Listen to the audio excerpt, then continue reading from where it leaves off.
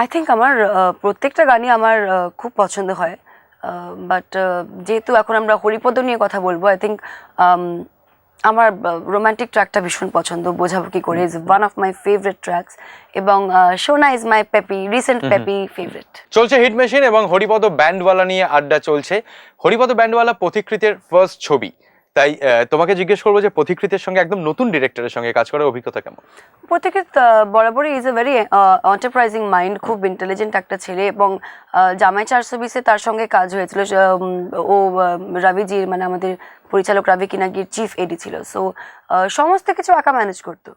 মানে প্রচুর আর্টিস্টের ডেটস নিয়ে টানাটানি হতো, তো রবিজি তাকে দায়িত্ব দিয়ে রাখতো যে তুমি সমস্তটা দেখো, এবং যদি আমাদের কোনো লিভ চাই বা ছুটি আমাদের দরকার, তো আমরা পথিকৃতকে গিয়ে একটু বলতাম যে একটু ম্যানেজ করে দে স্যারকে বলে, ও নিজেই সমস্তটা ডেটস এবং short division. So I think আমরা প্রথম থেকে জানতাম যে ওর মধ্যে ওই ক্যালিবারটা আছে যে ও ছবি ডিরেক্ট করবে একদিন।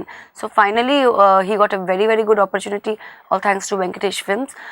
তারপর তো আমাদেরকে যখন অ্যাপ্রোচ করলো, সো আই থিঙ্ক স্ক্রিপ্টটা এত ভালো ছিল, তারপরে ও এত ভালো ছেলে, অবভিয়াসলি আমি বা অঙ্কুশ আমরা না করতে পারিনি।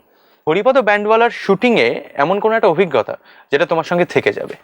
আমার মনে হয় পুরো যখনই আমরা যে কোনো ছবি করি, the entire journey is an experience all together. কিন্তু যদি তুমি পার্টিকুলার কোনো একটা জিজ্ঞেস করো, আমি রিসেন্ট আমার মনে হচ্ছে ইটলি ট্রিপটা, কারণ জাস্ট আমরা সদ্য গানটা করে ফিরে এসেছি, এবং এখনও আমার শরীরটা খারাপ।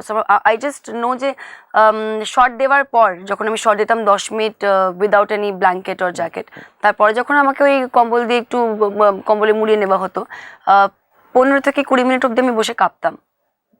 হ্যাঁ, and I used to just pray to God, it'll be over soon, it's okay, and you have to perform and you have to do this. আর অঙ্কুশকে দেখতাম, অঙ্কুশ জ্যাকেট পরে কাঁপছে,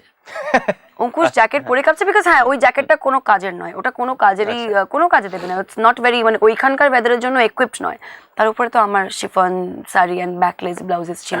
সো আই থিঙ্ক এটা একটা one of a kind experience. আমার মনে হয় এই এক্সপিরিয়েন্সটা হওয়ার পরে আমি বোধহয় ডিসেম্বর মাসে দার্জিলিংয়ে ছুটি কাটাতে যেতে পারি একটা শ্রাগ নিয়ে, আমার আর কার্ডিগান বা সোয়েটার লাগবে না, মানে বডিটা পুরো আমি এক্সপিরিয়েন্সড হয়ে গেছে এই বিষয়ে। আচ্ছা, মানে একটা সফটওয়্যার আপগ্রেড হয়ে গেছে অলরেডি, যে ঠান্ডার মধ্যে কি ভেরি হাই-ফাই সফটওয়্যার আপগ্রেড হয়েছে।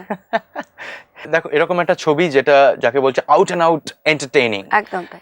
সবাই হলে ঢোকা মাত্রই এটা জানে যে বস আমরা এন্টারটেইনড হতে যাচ্ছি। হ্যাঁ, মানে সমস্ত চিন্তা, ওয়ারিজ, যত মানে স্ট্রেস, ওইটুকু মিটিয়ে দেওয়ার গ্যারান্টি আমরা, মানে আমি আমার টিমের তরফ থেকে নিতে পারি। মানে হরিপদ ব্যান্ডওয়ালা লিটারালি ওই স্ট্রেসের ব্যান্ড বাজিয়ে ছাড়বে এবারে। একদম তাই না, everybody is done such good job, specially Ankush বা খরাজদা, লাবণী আন্টি, স্বস্তিকা, এভরিবডি, সবাই, এবং অনেকেই রয়েছে, কাঞ্চন দা রয়েছে, সো প্রদীপ দা রয়েছে, সো এভরিবডি, আর সবাই না মানে কমেডির, মানে কি বলবো, কমেডি ওয়ার্ল্ডের বাদশারা রয়েছে, সো সেই গ্যারান্টি তো আমরা নিতেই পারি।